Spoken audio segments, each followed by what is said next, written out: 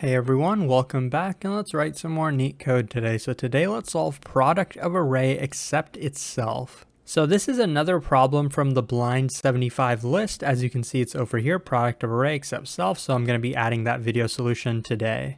And we're getting one step closer to having every problem in this entire list filled out. So for this problem, we're given an input array of integers nums, and we want to return an output array for every single number that we're given, where for each value in the input array nums, we're basically multiplying every single number except that value and then returning that as the result. For example, in this example, you can see we're given 1, 2, 3, 4. So for example, for this value 1, we would want to return the multiplication, the product of every other value. So for these three values, the product would be 2 times 3 times 4. That's going to be 24. So for the first value in the output, we're going to put 24. Similarly, for the second value, we want to multiply every value in nums except for this value. So that's going to be 1 times 3 times 4. That's going to be 12. So the second value in the output array is going to be 12.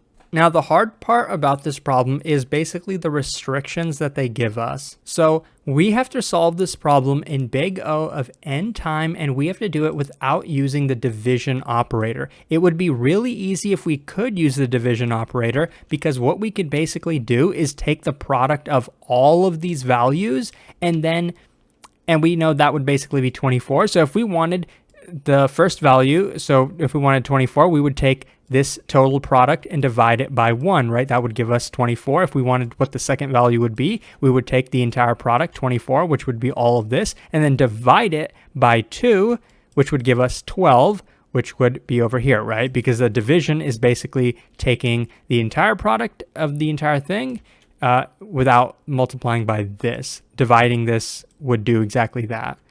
But we are not allowed to use the division operator. So if we wanted the product of every value in here except the 3, one way we can break it down is basically get the product of every value before 3 in the input array and get the product of every value after 3 in the array, and then multiply these two values together, and then that's going to give us the value that we would want to put in this position in our result. So it would be helpful for us if we want to do that for every single value in the input array, if we basically just compute the prefix product for every single position in the input array, right? And then put it in a prefix array. And since we're also going to be wanting the product of values after, it would also be helpful if we computed the postfix product of every single position in the entire input array, right? And we can compute both of these in big O of n time. It's a pretty simple algorithm, right? We'd basically start at the first position. Okay, this is going to be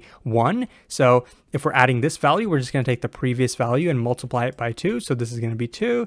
Similarly, we're going to take 2, multiply it by 3. We're going to get 6 here.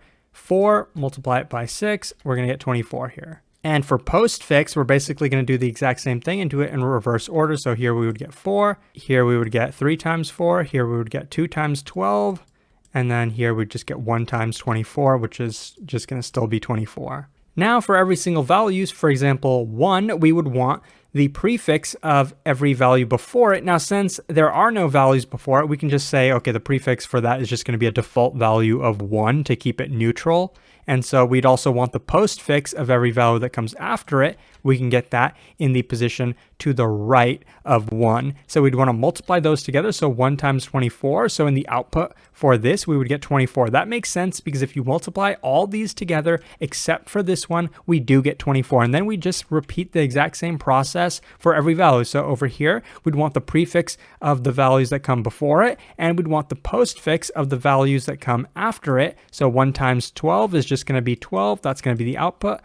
Again, repeat the same thing for here. The prefix is 2, postfix is 4. We're going to get 8 as the output. That makes sense. If you take 24, if you take every value in here, multiply it except for 3, we do get 8. And similarly for this 4, we'd want the prefix 6, and the postfix, there are no, so we just assume that there's a 1 over here. So 6 times 1, this would be the output. So this is a very valid solution. This is a big O of n times solution. We're not using any division operator, but the downside is this is also big O of n memory, but we can actually use this idea because what they tell us is the output array does not count as extra memory. So we actually don't need these prefix and postfix arrays, because we can compute these prefixes and postfixes and then store them in our output array. And that is going to end up making things easier for us because we're not going to have to use this extra postfix prefix memory. So what we're going to do is we're going to do two passes on our input array nums. First, we're going to start at the beginning and then go all the way to the end,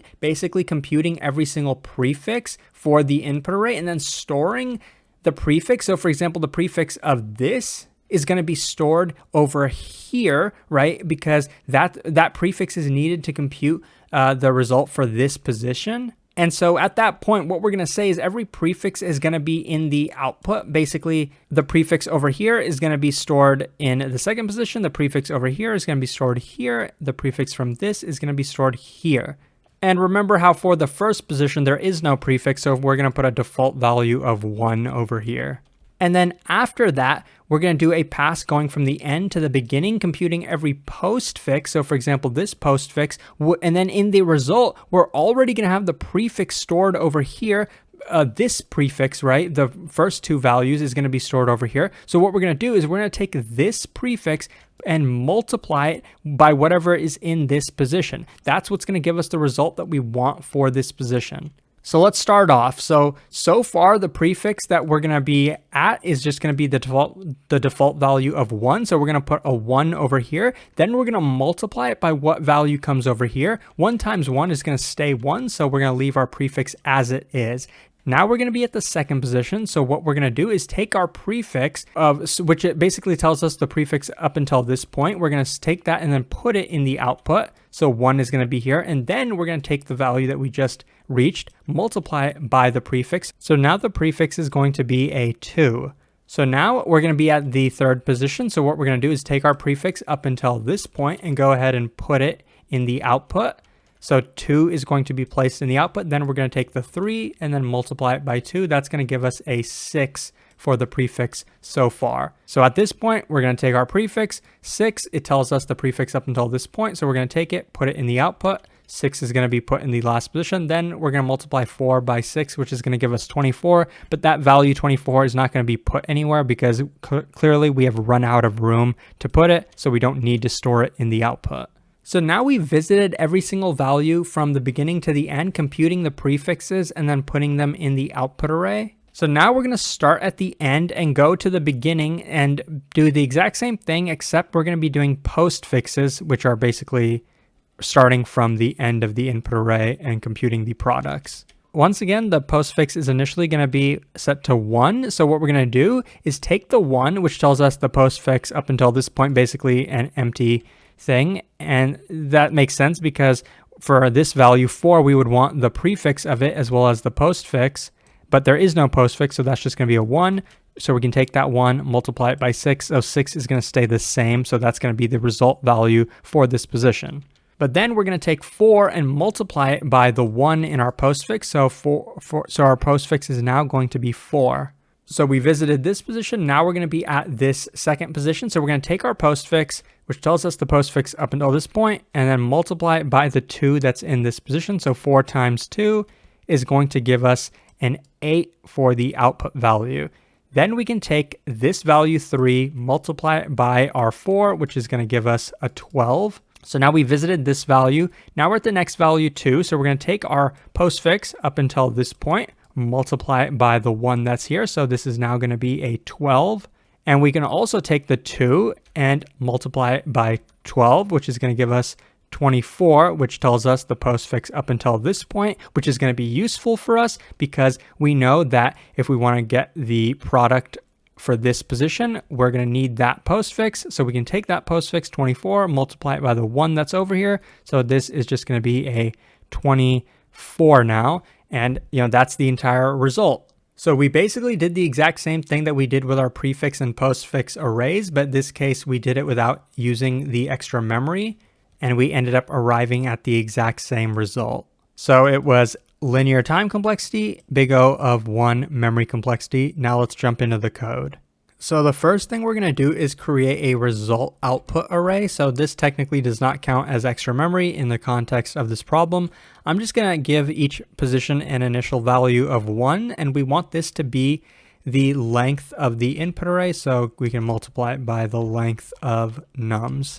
So first we're going to be doing the prefixes. So I am going to initialize prefix as 1, and then we're going to go through every position in our input array. So for each position in our result output array, we're going to take that prefix and then just put it in that position I, right? And then after we've done that is when we're going to take the input array value, nums of I, and multiply it by whatever the prefix happens to be. So prefix is just going to be multiplied by this value. So that's how we're going to be computing the prefixes as we iterate through the input array nums. And we're going to be storing the prefixes in the result output array.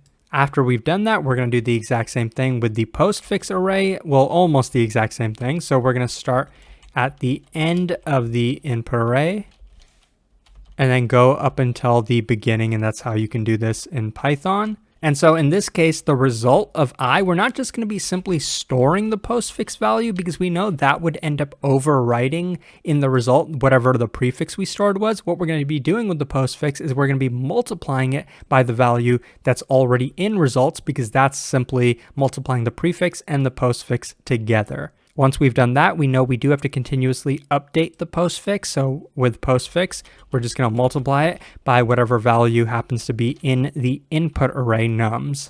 And once that is done, we're actually done with the entire problem. Then we can just return the output array result. So this is pretty much the most efficient way to solve this problem. As you can see, best memory complexity, best time complexity as well. So I hope this was helpful. If it was, please like and subscribe. It supports the channel a lot, and I'll hopefully see you pretty soon. Thanks for watching.